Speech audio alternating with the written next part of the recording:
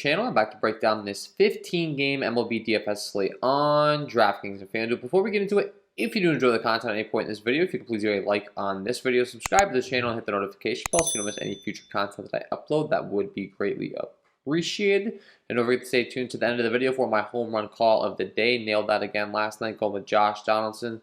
Hit a bomb, so love to see it. Looking to keep that on a roll. Stay tuned to the end for that. And with that being said, let's go ahead and start breaking down this slate today. As always, let's go ahead and sort my sheet by K-rate. Fantasy sports, we get points for strikeouts. Figure out the top guys we want to target on this slate today. The top guy, as far as K-rate is concerned, is Robbie Ray. The only problem is he's taking on a Boston Red Sox team that's not exactly the best team to target when it comes to DFS, because they really don't strike out a lot. They're a tough lineup to get through.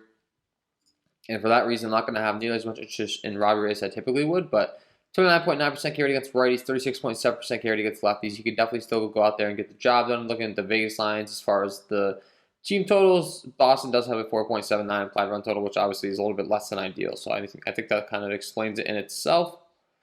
Dylan Cease, same thing's going to apply to him. Really, Kansas City Royals are a team that really haven't been striking out too much, so it's a little bit scary going there.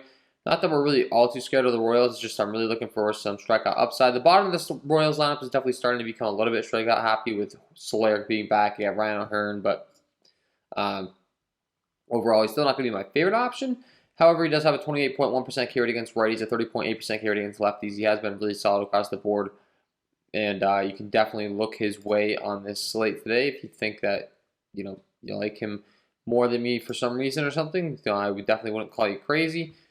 Because the guy definitely does have a bunch of K upside. But I mean, last time he did take on the same Boston Red Sox team, and 4 earned runs, really didn't get the job done all that much. Only 4 Ks, 79 pitches, and was pulled very early. So, and I kind of feel the same way about Dylan Cease. I think this is a game where he's been pretty good overall, but he could probably face the same issues that Robbie Ray. So these top two guys a little bit shaky. Shane McClanahan taking on the New York Yankees. They definitely do have quite a few strikeouts in their bats, but as far as his pitch count, has been hovering right around 90 pitches. It's a little bit less than ideal.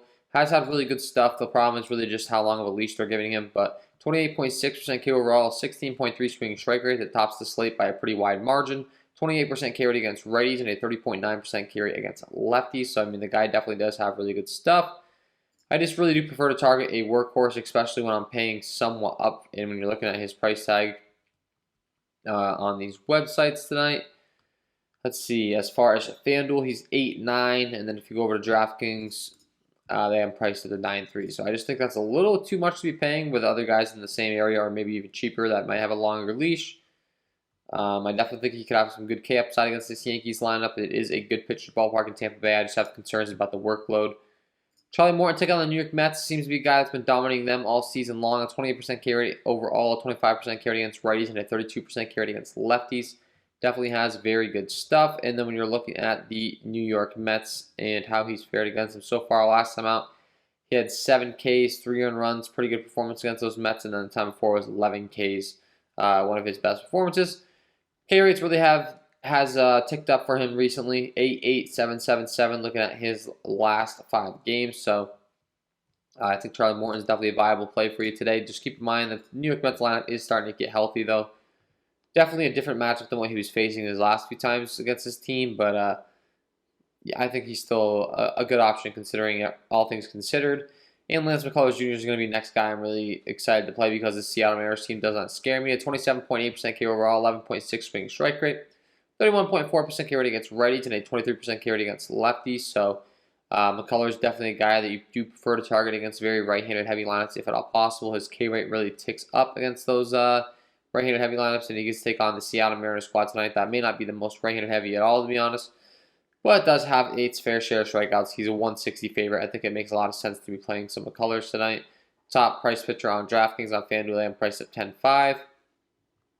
No issues at all.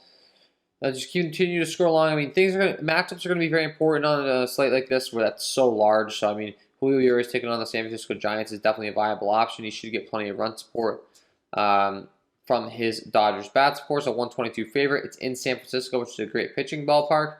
Looks like, unfortunately, there's 20-mile-an-hour winds blowing out in San Francisco, but then again, it's a ballpark that's designed to really limit that wind, so it's not as significant, but anytime it's 20 miles an hour, that's still going to play a little bit of an impact, even in that stadium. So, good pitching ballpark. The weather's a little bit ideal, but Urias I think is a good option. We have Kenta Maeda taking on the Detroit Tigers. They're a team that we've loved to pick on all year long. 24.8% carry overall, 13.7% swing strike rate, 23.4% carry against righties, and a 26.1% carry against lefties for Kenta Maeda. So, he's definitely a guy that you could be looking to next.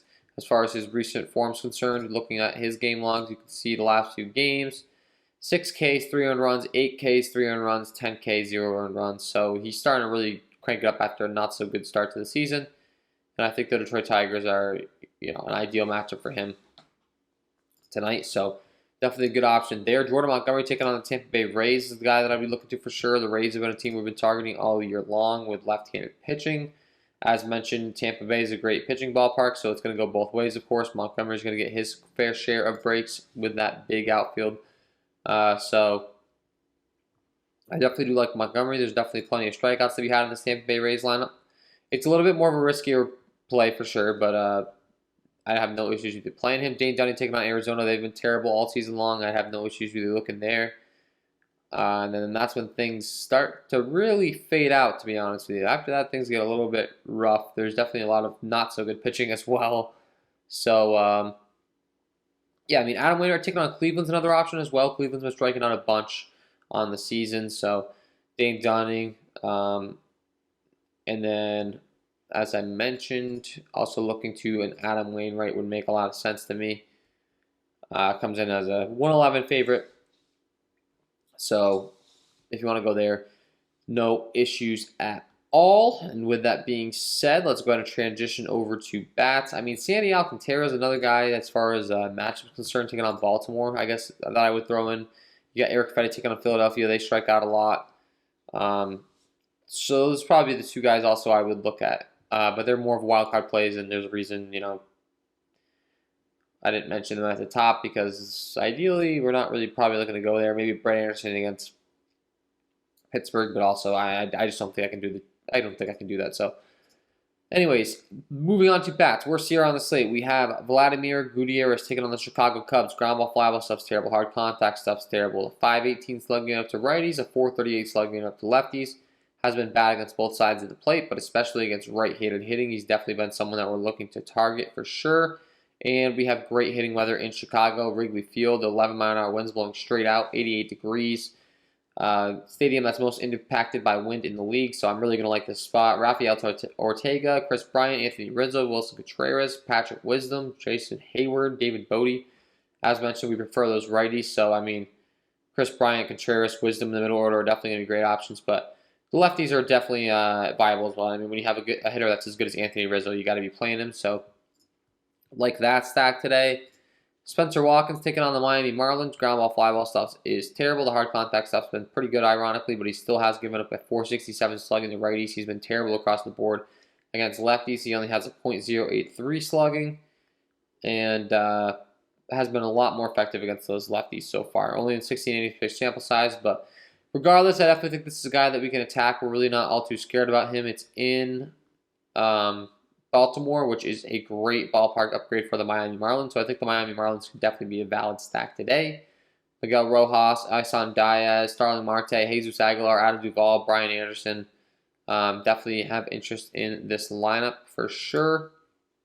Matt Moore taking on Washington, guys. We're definitely not afraid to target with some right-handed power. Really, really bad against righties across the board. Ground ball, fly ball stuff, a 593 slugging giving up.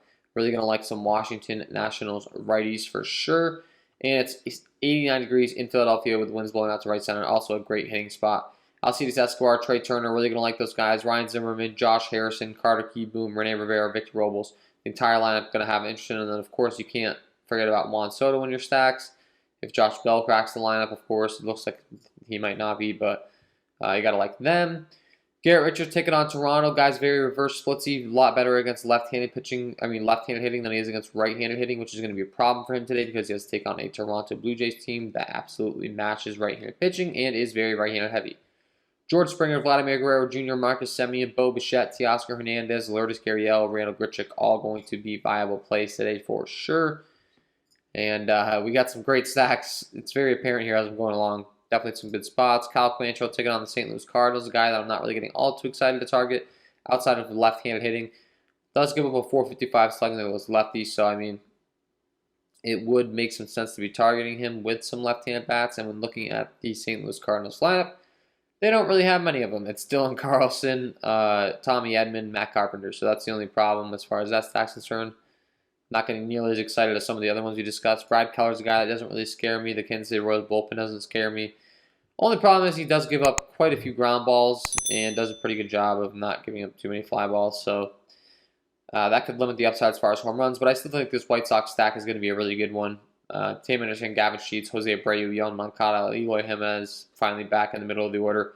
Starting to get healthy, starting to definitely be more threatening, and I think that Brad Keller's the guy we shouldn't be all too scared of, so I definitely do like them today. Moving further along, we have Eric Fedde taking on Philadelphia. He's a guy that I'm not really looking to target all too much in comparison to the rest of the guys on the slate. Looking on the sheet, we have Tyler Anderson taking on the Milwaukee Brewers.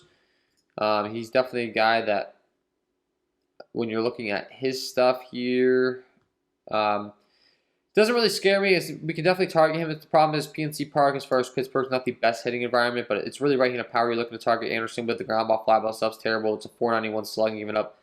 So Milwaukee, any righties that crash that lineup, it's not really the greatest lineup against left-handed pitching, but they do have Willy Adames, Avisail Garcia, Lorenzo Cain, Luis Urias, Manny Pena.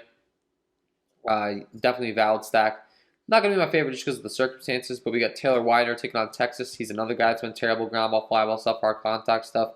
Both sides of the plate, too. A 429 slugging given up to righties, a 477 slugging given up to lefties. So, Texas not the greatest lineup in the world, but this definitely lines up as another great spot to be stacking. It's in Texas, great ballpark to be hitting in, a 4.68 implied run total. Kenner Fafella, Nate Lowe, Adolis Garcia, Joey Gallo, Jonah Heim, David Dahl, Curtis Terry, Brock Holt. I definitely feel good about stacking them up, and the Arizona Diamondbacks bullpen is not good at either, so that's always a bonus, of course. Anthony Banda's been terrible, but we're only dealing with a 4 innings pitch sample size. Overall, I would say we're not really too scared about him, and really we're going to rely on Vegas data here as well. When looking at the Atlanta Braves today, they don't have an implied run total out yet. Also, it's looking like Seth Lugo is listed as a possible option as well, so some conflicting reports there. That's obviously going to make a big difference. Maybe we just have an opener or something. Maybe they're stretching Lugo out more. There was a point where he was becoming less of a reliever, but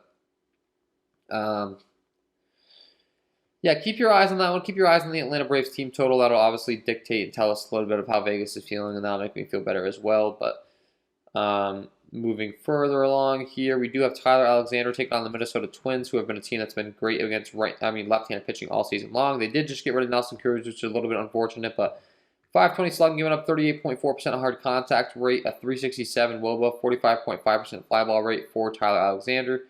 That's just screaming to target him with right-handed power bats, of course. So Minnesota, looking at their lineup, they have a 5.32 implied run total. They have Jorge Polanco, Mitch Garver, Josh Donaldson, Miguel Sano, Brent Rooker, Astudillo, and Gilberto Celestino, as well as Andrelton Simmons. So they are pretty right-handed heavy, which makes you think, there definitely could be ones that you could target today for sure. And then scrolling further along here, as far as anyone else we want to target, things start to really lighten up as far as, some serious gas cans here. Chris Paddock has been a guy that's been giving up quite a bit of slugging all season long that we could definitely be looking to target. A 542 slugging to righty specifically with a 382 WOBA. That stands out as a guy that's really been struggling against that handedness of hitting. So as far as the Padres' opponent today in the, let's see if we can pull them up here, the Oakland Athletics. 3.79 implied run total. It's really not the greatest, but Mark Canha at the top of the order, Ramon Laureano, Matt Chapman, Sean Murphy, Elvis Andrus, because I'll be sneakier plays that people may not know of. James Kaprielian in the same game is a guy that struggles against left-handed hitting specifically, so if you want to be looking to target him with left-handed hitting, a 461 slugging, giving up a 41.9% fly ball rate, has a terrible walk issue as well. He's another guy that I would definitely be looking to target today as far as the San Diego Padres lefty. So Adam Frazier, the new acquisition, if he's in the lineup, would be great. Jake Cronenworth, Trent Grisham, Eric Hosmer, definitely like all those guys. You can, of course, round out your stacks with the elite bats and Tatis Machado, etc. with the right-hand side. But just keep in mind, James Kaprielian is a lot better against that handedness of hitters. And the last guy that I got to mention targeting is Albert Alzolay. He's been absolutely terrible against left-handed hitting. 631 slugging, giving up 38.5% fly ball. Hard contact rate. 405 WOBA, 20.1% K rate. Really, really bad against left-handed pitching. Left-handed hitting. So you got to like the Cincinnati Reds lefties for sure. And when you're looking at their team here, Jesse Winker, Joey Votto, Tyler Naquin, all going to be good options. So, you definitely got to have interest in these guys. And I would say overall that's going to round out my interest of bats on this slate today. Eric Fetty's definitely the guy you can target with Philadelphia Phillies bats. I think I already mentioned that. Just looking at the slate as we go down, though. Feel pretty good about the teams that we covered, really, that I was highly interested in. I think those are the ones you're really going to want to be going to. The Houston Astros taking on the Seattle Mariners, and Chris Flexen's a guy that's not been the greatest, but to be honest, I think that Chris Flexen's not exactly the worst either. So I kind of just skipped over him a little bit, but the Astros are definitely a valid stack. And that's pretty much every team I'd be looking to. With that being said, before I let you guys go, I got to give you my home run call of the day. Let's get into it. And my home run call of the day today is going to be Patrick Wisdom taking on Vladimir Gutierrez. We had mentioned his hard contact issues, really bad against right-handed hitting, a 518 slugging unit with a 41.3% hard contact rate, 368 wobble, and only an 18.8% K rate, which of course is important when targeting a guy like Wisdom who strikes out a ton but has a bunch of power. Really going to like the spot, and then when you break down the repertoire as far as what Gutierrez goes to, very reliant on the fastball-slider combination. Goes to the fastball about 46% of the time, that's about 93 miles an hour, and Wisdom crushes that pitch. A 818 ISO with a 527 slugging. Then as far as the slider, Wisdom crushes as well. A 261 ISO with a 281 WOBA. Lots of power in his bat. As mentioned, wind blowing out in Wrigley today, 10 miles an hour. Always love targeting the wind blowing out in Wrigley. Get him in your lineups because he is my home run call of the day. So there you have it, guys. Patrick Wisdom. Get him in your lineups. And that is all from me in this one. If you did enjoy the content, if you could please leave a like on this video, subscribe to the channel, hit the notification bell. That would be greatly appreciated. Wish you guys all the best of luck, and we will see you in the next one.